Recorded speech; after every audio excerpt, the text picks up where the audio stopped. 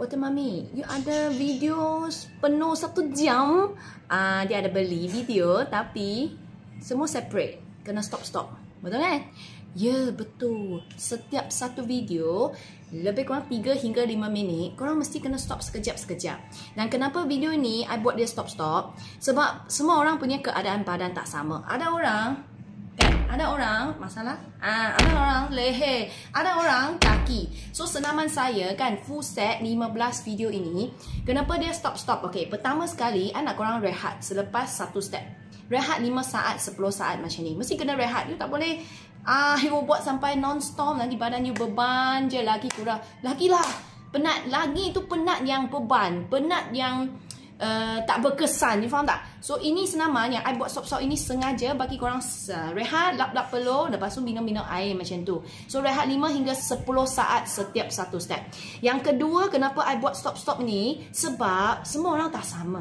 Ada orang masalah atas bahu punya sakit, pinggang punya sakit. Ada orang kaki punya masalah. So bila korang dapatkan 15 video tu, ada semua part badan kan? Katakan yang ada leher punya lengur, sakit, lemak banyak dan bercin tu semua, you buat leher punya 2 kali.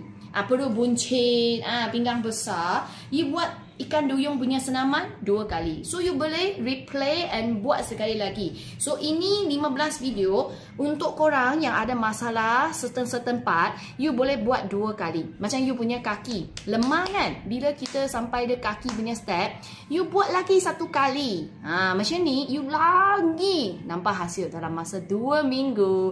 Lepas tu ini 15 video hanya cas RM10 sahaja. So korang kalau tak ada masa nak join live pagi-pagi Isnin sampai Jumaat, korang dapatkan video saya buat bila-bila masa. Tak perlu angkat apa-apa, tak perlu berlari melompat, tak perlu ruang besar-besar. Ada je masa, turn on video. You kalau rasa leher punya nak buat extra, you buat je extra.